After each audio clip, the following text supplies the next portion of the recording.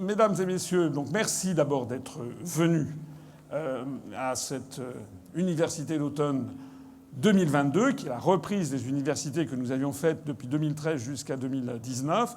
Il y a eu l'interruption de 2020 et de 2021 pour les raisons que vous savez. Nous avons refait cette université et pour ce qui me concerne en tout cas, je considère que c'est un grand succès puisque, je le disais à l'instant, nous avons eu des invités réellement de premier plan.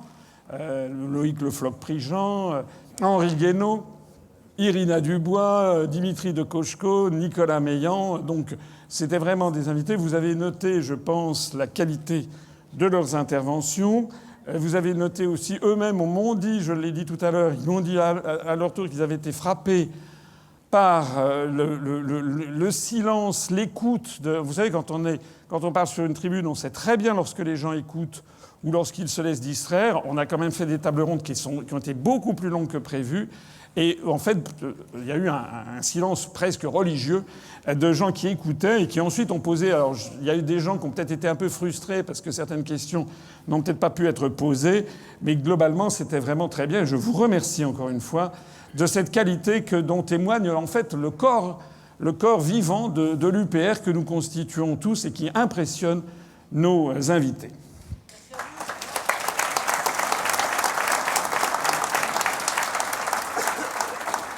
Je le dis d'autant plus que nous sommes dans une période où tout le monde sent bien que la situation dérape.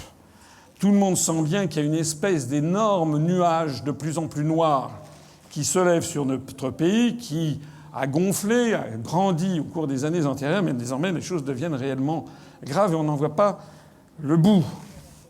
Il y a une espèce de fatalité que ressentent les Français, c'est que, du moins ceux qui s'intéressent à la chose publique et à la politique, c'est qu'à la fois, ils savent, ils comprennent que ça ne peut plus durer comme ça ne peut plus durer longtemps parce que le pays est en train de s'effondrer dans tous les domaines de l'activité qui soit.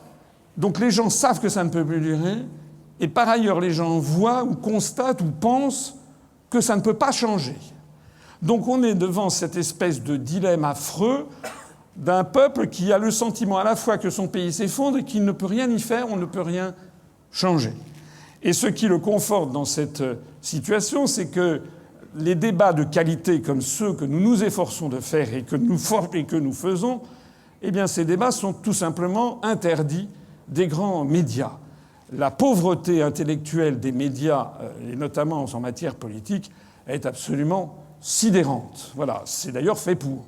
On a l'impression qu'il y a une espèce de volonté de s'enfoncer dans la vulgarité, dans l'anecdote, dans la superficialité, dans la médiocrité, pour en fait presque dégoûter les Français de penser à leur propre pays. Alors vous avez tous à l'esprit ces débats absolument grotesques sur le port ou non de la cravate à l'Assemblée nationale, ou bien est-ce que le barbecue est quelque chose de machiste ou pas, ou bien est-ce que tel député du RN a dit qu'il retourne en Afrique au pluriel ou au singulier. Enfin, c'est absolument délirant.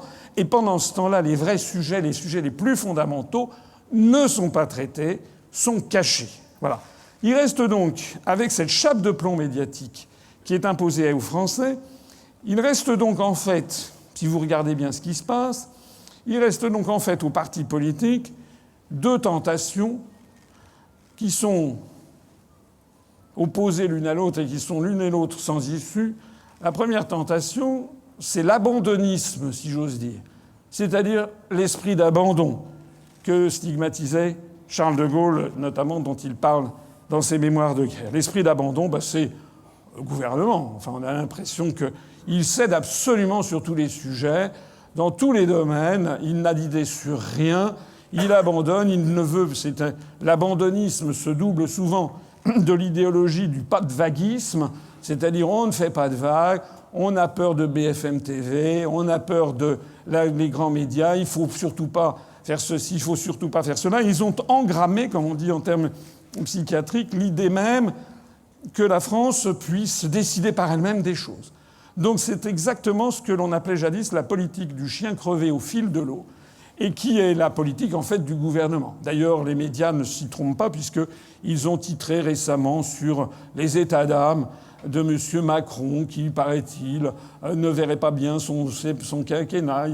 Il aurait des états d'âme. On peut le comprendre parce que c'est pas ce que nous réserve la suite, mais si demain il quittait l'Élysée, il resterait déjà comme l'un des pires présidents de la République, peut-être même le pire président de la République de la Ve République, et l'un des pires chefs d'État de toute l'histoire de France.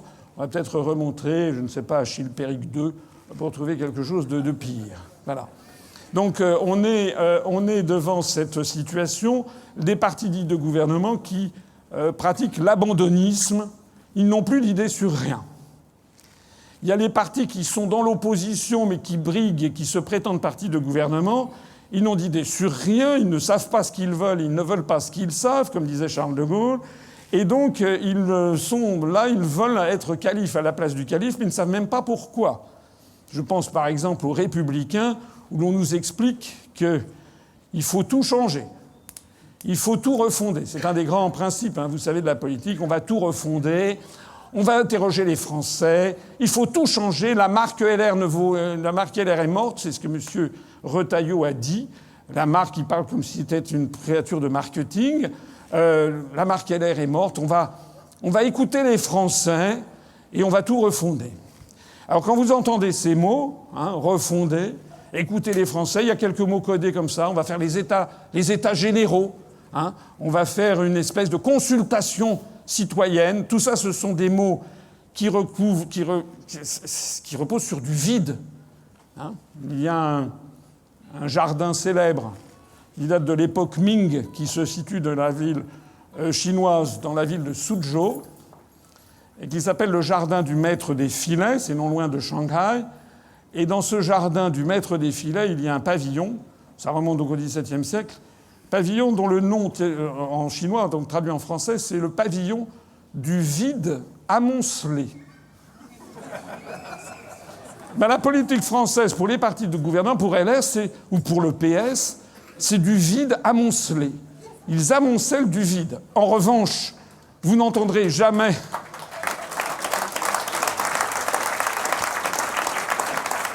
vous ne les entendrez jamais prendre face à face, j'allais dire en adulte, en responsable, les grands problèmes du moment. L'Union européenne, l'euro, l'OTAN, la participation à la guerre de l'OTAN contre la Russie, les questions de l'immigration, cette manipulation que constituent les ONG qui vont chercher en fait des migrants illégaux et qui, par un artifice de présentation, présentent ça comme du sauvetage en mer. Tout ça, ce sont des sujets absolument fondamentaux qui tracassent les Français, qui les préoccupent énormément, et tout est fait pour passer ça sous le tapis. On voit bien que ça ne mène en fait à rien et que ça mène au désespoir. Et puis, à l'autre bout, vous avez un autre travers qui est la tentation de certains partis d'opposition, parfois des partis petits, pas toujours. C'est ce que j'appellerais la tentation du bougisme. C'est-à-dire, il faut bouger.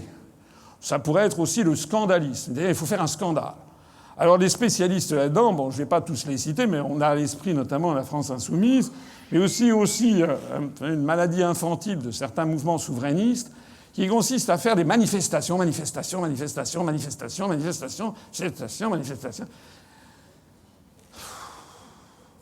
Et ça débouche sur quoi, en fait? Le bougisme. On bouge et ensuite, on fait quoi? Quelles sont les conséquences? Vous savez, vous devriez de temps en temps relire, peut-être, dans l'Ancien Testament, le livre de l'Ecclésiaste, et avec cette formule formidable qui dit « les conséquences viendront ». On pourrait faire du bougisme, je pourrais faire en permanence participer à des manifs, mais ça mènerait à quoi? Nous avons choisi une autre voie.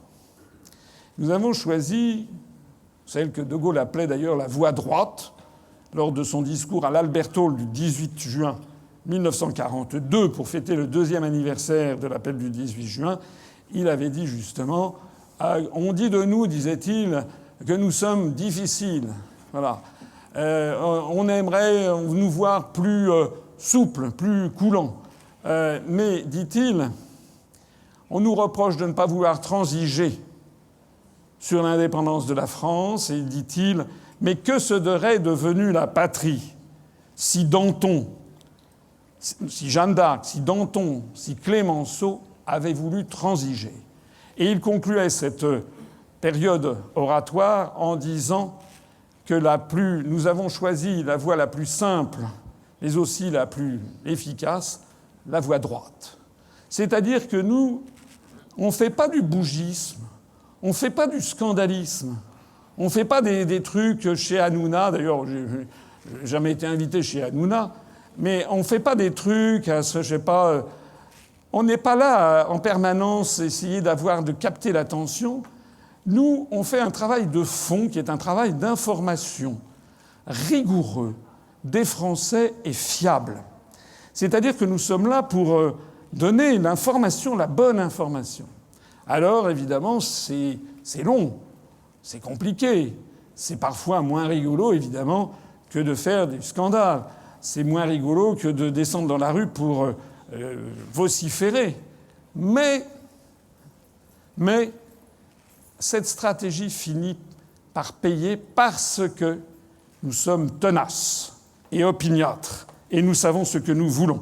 Et l'UPR, et je mets au défi quiconque de dire le contraire, l'UPR depuis 15 ans de ma vie, 15 ans de la vie des gens qui nous ont rejoints dès le début, 8 ans, 10 ans, 7 ans, etc., 5 ans, 6 mois, 2 jours, il y a des gens qui nous ont adhéré, qui ont adhéré même aujourd'hui. Depuis 15 ans, nous n'avons jamais varié quant à l'objectif de notre mouvement politique qui est de rendre à la France sa souveraineté et son indépendance nationale. Et depuis 15 ans, malgré l'adversité, nous avons toujours dit que ceci passait par un rassemblement au-dessus du clivage droite-gauche et par un rassemblement avec 3 objectifs essentiels: la sortie de l'Union européenne, la sortie de l'euro et la sortie de l'OTAN.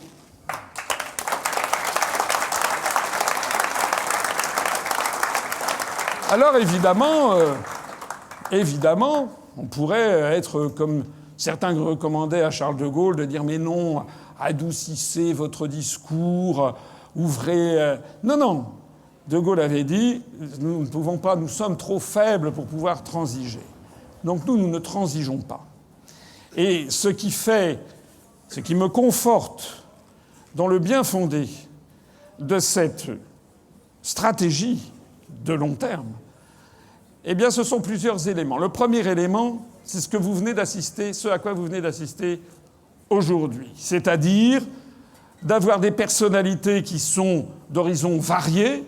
Vous avez vu, vous connaissez le pédigré, le curriculum vitae de Loïc Le Floch-Prigent, qui a été un proche de François Mitterrand, président de la SNCF, président d'Elf-Aquitaine, qui a eu une carrière avec beaucoup de rebondissements, qui est un homme qui est vraiment tout à fait, enfin je le trouve personnellement tout à fait intelligent, extraordinaire, d'autant plus qu'il a 79 ans. Et vous avez remarqué l'alacrité de son esprit. C'est un homme qui connaît des gens, qui vient de la gauche, mais qui est un homme intelligent et qui sait aller au-delà des clivages. Et puis vous aviez aussi à la table, vous l'avez vu, quelqu'un comme Henri Guénaud, qui lui a été conseiller de Charles Pasqua, comme moi, et il a été également, alors pas comme moi, il a été conseiller du président de la République, Nicolas Sarkozy. Ça, je ne l'ai pas suivi, ce parcours. Mais donc, vous voyez qu'on a des personnes venant de différents horizons, sans compter Dimitri de Kochko, Irina Dubois, Nicolas Meillan. Eh bien, je peux vous dire quelque chose. C'est que les journalistes qui nous suivent, les responsables politiques qui nous suivent, ils savent au fond d'eux-mêmes qu'il n'y a pas beaucoup de partis politiques qui seraient capables d'avoir un tel plateau pour parler de tels sujets. Je dis même qu'il n'y en a qu'un seul. Allez regarder ce que font les autres.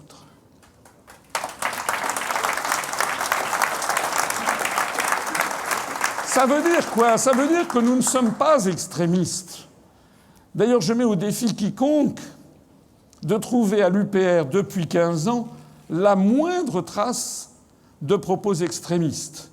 Nos propos sont toujours posés, sensés, réfléchis. Parfois, on peut avoir un petit mouvement d'humeur, mais posés, sensés, réfléchis, rationnels, c'est du bon sens. Et c'est perclus de bienveillance et d'humanité, puisque l'un des fondements, à mon avis, de la réforme de la France qui se profile, c'est qu'il faut à la fois être dur sur le fond, ferme sur nos convictions, mais également très respectueux des êtres humains, quels qu'ils soient. Et ce mélange-là, fait que justement, nous avons ces personnes qui savent bien qu'elles sont brocardées. Il y en a plusieurs qui me l'ont dit comme ça à chaque fois. Ils m'ont dit oui, on m'a fait ah tiens, tu vas à l'UPR, etc. Bon. Mais au fait, ils repartent ravis parce qu'ils se rendent compte qu'il n'y a qu'ici que l'on aborde les sujets sur le fond. Et puis, le moyen le plus évident de le mesurer, c'est le succès que nous avons là où je peux parler, c'est-à-dire sur Internet. Voilà.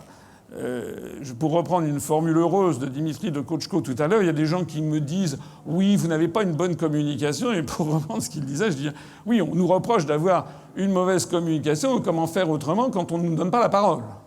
Donc, si vous voulez, on ne peut pas nous reprocher d'avoir une mauvaise communication puisque nous sommes barrés des grands médias. En revanche, là où nous avons la parole, et je me plais à le souligner, nous avons des scores que, honnêtement, je pense aujourd'hui... Enfin, peut-être quelqu'un me démentira, mais je ne le crois pas. Je pense qu'aujourd'hui, je suis le dirigeant politique et qui fait le plus de vues sur Internet. J'en veux pour preuve le fait que, par exemple, nous avons la vidéo de 2014 où j'ai été interviewé pendant 4 minutes par Madame Léa Salamé sur On n'est pas couché avec Christian... avec Florent Ruquier. Nous en sommes à 2 200 000 vues. C'est énorme. Et ça ne cesse d'augmenter. Là-dedans, c'était un petit extrait de 4 minutes où, notamment, je disais que l'OTAN nous entraînait vers des guerres illégales. Et donc, il y a de plus en plus de gens qui disaient 8 ans après, il avait raison. J'en veux aussi pour preuve les vidéos que j'ai faites il n'y a pas très longtemps. Il y en a une qu'on a faite il y a 6 mois sur l'Ukraine. C'était au mois de juin, je crois. On en est à 1 300 000 vues. J'en ai fait une autre sur l'Ukraine plus récemment. On en est à 1 100 000 vues. Je suis passé sur TV Liberté il y a 1 mois et demi, je crois. Nous en sommes à 850 000 vues. Et sur les milliers de vidéos qui sont mises en ligne, cette vidéo est maintenant la 5e de plus populaire de toutes les vidéos. Je ne suis dépassé, si j'ose dire, que par une vidéo de Zemmour et une vidéo ou 2-3 vidéos de Christian Péronne et Raoult sur l'affaire de la Covid. On a également, et ce sont des vidéos qui datent d'il y a 2-3 ans, tandis que nous, ça date d'il y a 1 mois. On peut voir la même chose un petit peu partout. Là, avec Idriss Aberkane, j'ai dépassé 400 000 vues en une dizaine de jours. Sur Radio Courtoisie, on a franchi les 200 000 vues en 1 jour et demi. Donc, de plus en plus, nous sommes en train de nous imposer. J'ai oublié de citer aussi VA+, on est à 690 000 vues.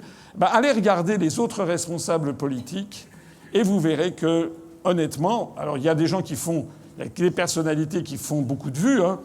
Je pense à Charles Gave, Idriss Aberkane, le professeur Péronne, qui ont fait beaucoup de vues, mais ce ne sont pas des responsables d'un parti politique. Voilà.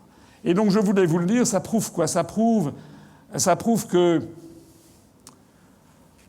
nous intéressons et que nous correspondons à ce que recherchent les Français. Les Français, ils en ont marre qu'on les prenne pour des imbéciles.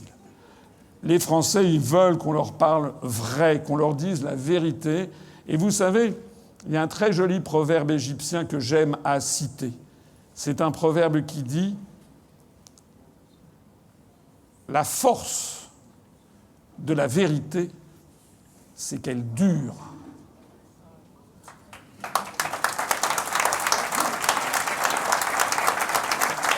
On a essayé de tuer l'UPR, de dénigrer, de me calomnier, de diffamer, de nous traiter de tous les noms. Eh bien, certains d'entre vous ont peut-être encore à l'esprit ce sketch d'un Français qui est décédé il y a longtemps, qui s'appelait Robert Lamoureux. Donc les plus âgés d'entre vous connaissent peut-être ce sketch qui s'appelle le canard, la soupe au canard. Et donc c'est des gens qui veulent couper un canard, puis le canard s'échappe, et puis donc tout le sketch, le canard est toujours vivant.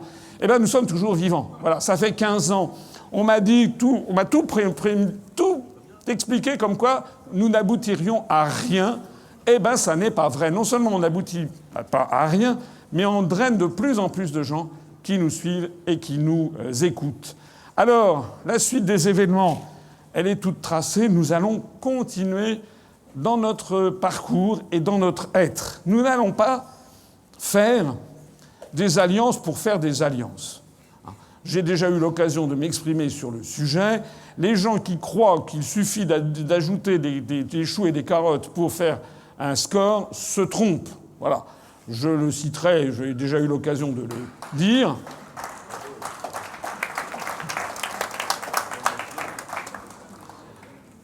Je rappelle par exemple, j'ai eu l'occasion de le dire, je l'ai déjà dit, donc je le redis publiquement. En 2017, M. Dupont-Aignan était candidat à l'élection présidentielle, moi aussi, et M. Philippot était auprès de Mme Le Pen. M. Dupont-Aignan a fait 4,7% des suffrages, moi 0,93%. Et M. Philippot faisait la campagne de Mme Le Pen. En 2022, je n'ai pas pu être candidat. Et M. Philippot, qui avait quitté Mme Le Pen, a fait alliance avec Dupont-Aignan, lui a apporté son soutien et a contribué à meubler ces réunions publiques. Et moi, j'avais vu Nicolas Dupont-Aignan qui m'avait expliqué, en faisant de l'arithmétique, qu'il avait fait 4,7. Si j'étais pas candidat et on pouvait rajouter 1 ou 1,2, on a fait 1,2 aux européennes, donc d'un seul coup, ça faisait du 5,9-6%, et Philippot par-dessus, ça faisait 7 ou 8. Et donc il m'avait dit, voilà, j'envisage de faire 7 ou 8. Bon. Dois-je rappeler combien il a fait en 2022 ? Il a fait 2,06. Ça veut donc dire que c'est la preuve éclatante, et c'est très important à comprendre, que ces calculs qui font comme si les gens n'existaient pas, comme si les électeurs n'existaient pas, ce sont des faux calculs.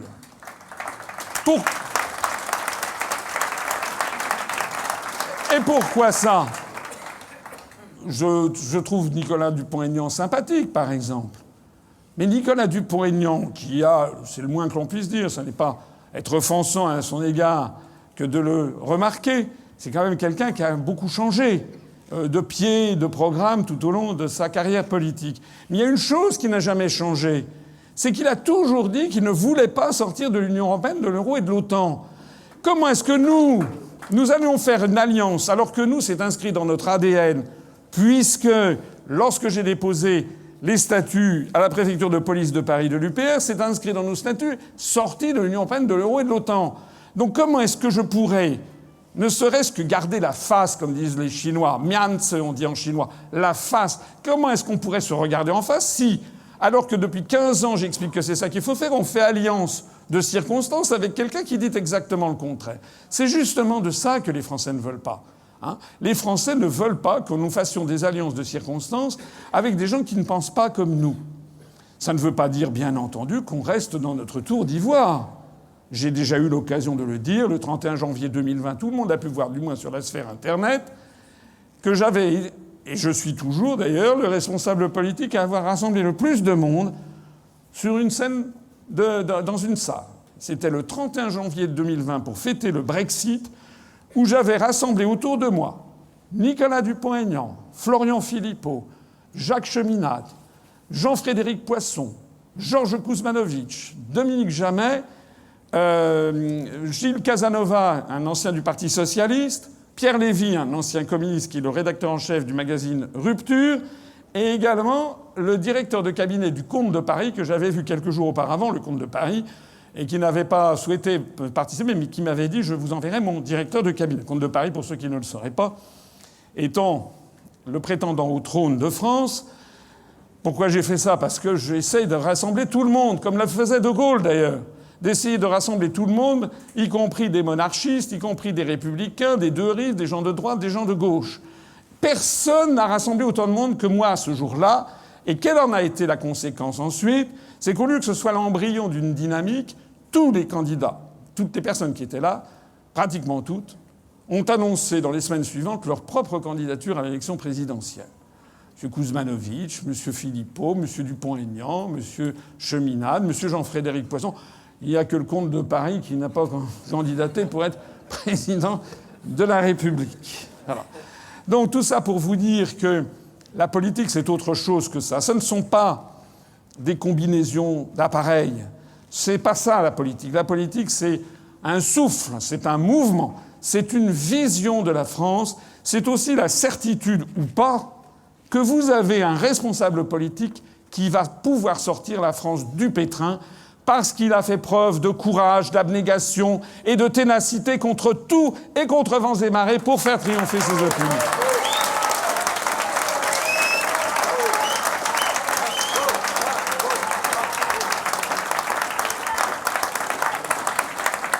Alors, dans les mois, les semaines et les mois qui viennent, nous allons continuer à nous développer, à redresser les endroits où il y a nécessité de redresser parce que telle ou telle délégation a un peu fléchi, etc. Donc nous allons redévelopper ceci. Je me déplace beaucoup, j'ai recommencé mes déplacements en France, et nous allons préparer les échéances à venir. Échéances électorales, c'est un petit peu comme dans les évangiles. Nul ne sait le jour ni l'heure, puisque la seule chose qu'on sache de façon certaine, c'est qu'il y aura des élections européennes qui auront lieu en juin 2024, ce qui n'est quand même pas demain. C'est après-demain. Voilà. On est en novembre 2022, il y a encore toute l'année 2023, les 6 premiers mois 2024, donc on y réfléchit, bien entendu. Nous irons à ces élections européennes et on va essayer d'avoir une liste qui va, je l'espère, s'ouvrir à des personnalités, mais pas forcément à des combinaisons d'appareils avec des partis politiques. Ça va s'ouvrir à des personnalités qui nous suivent et qui souhaitent éventuellement s'investir.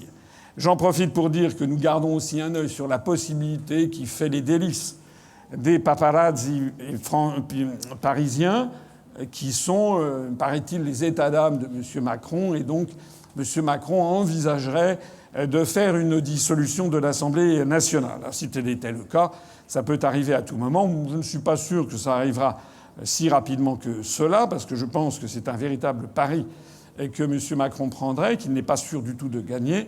Mais là, si tel était le cas, nous irons aux élections législatives, mais nous irons avec l'expérience du passé. Nous n'irons pas forcément dans toutes les circonscriptions, mais nous irons dans des circonscriptions avec des personnalités locales connues, si possible, ou avec certains de nos adhérents, de nos militants qui veulent s'investir, qui ont la capacité pour être candidats aux élections législatives.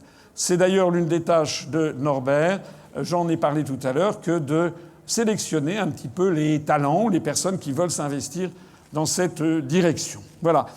Pour le reste, on n'a plus qu'à s'en remettre à la divine providence. Quelque chose me dit quand même que nous sommes entrés dans une ère de l'histoire de France qui est de plus en plus agitée. Puisque, comme je le disais tout à l'heure, beaucoup de Français comprennent que l'on ne peut ni changer, ni continuer. Ça s'appelle une situation de dilemme, de blocage.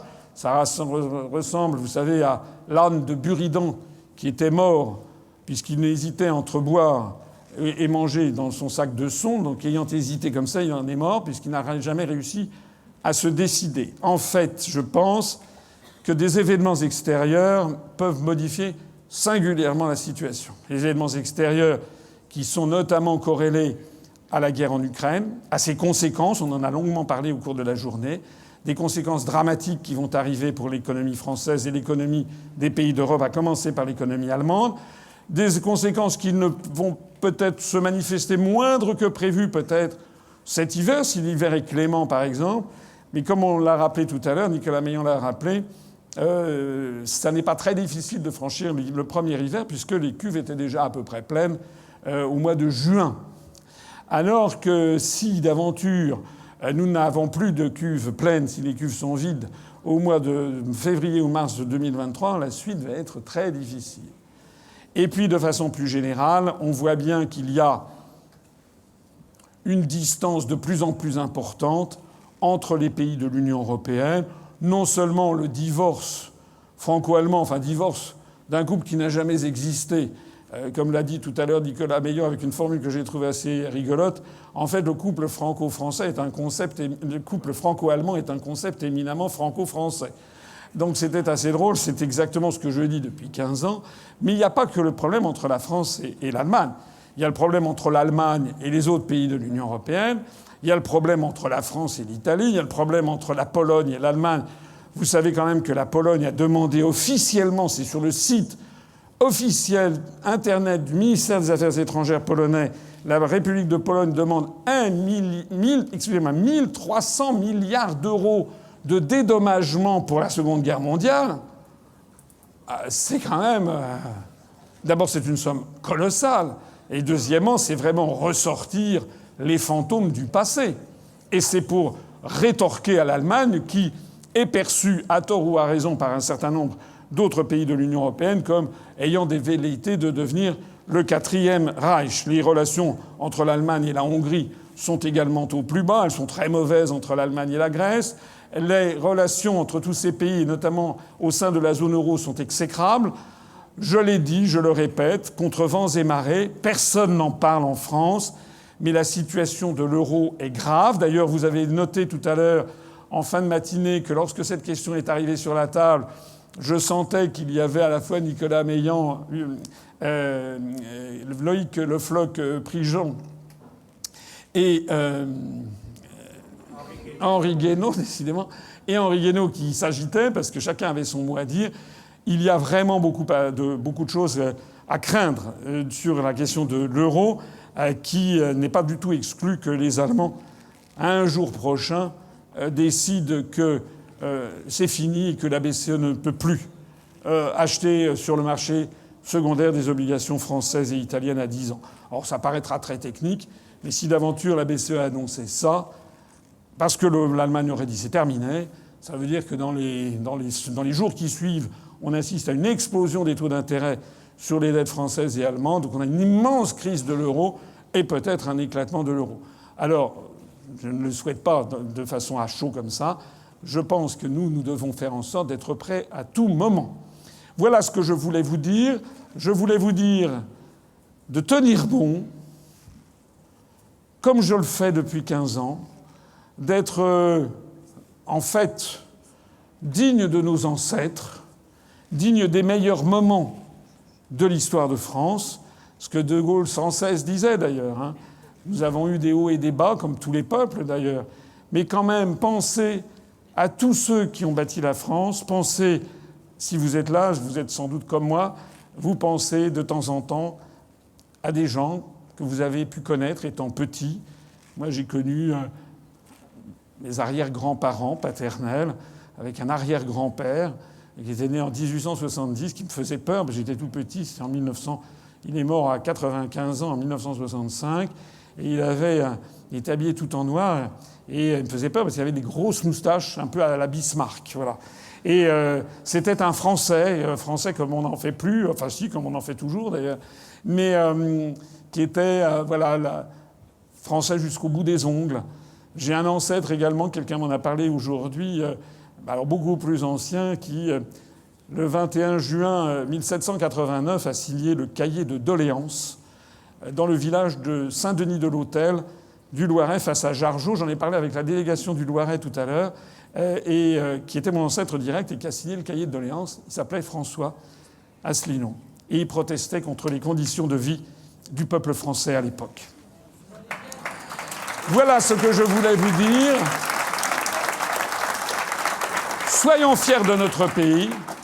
Continuons sur le chemin de la qualité, des analyses, de la modération de nos comportements, de la pondération. Ne nous laissons pas submerger ni par l'abandonnisme, ni par le bougisme. Restons, comme le conseiller de Gaulle, dans la voie droite, la voie la plus dure, la plus rapide, c'est-à-dire celle qui consiste à dire la vérité et à ne jamais en changer. Vive la République et vive la France!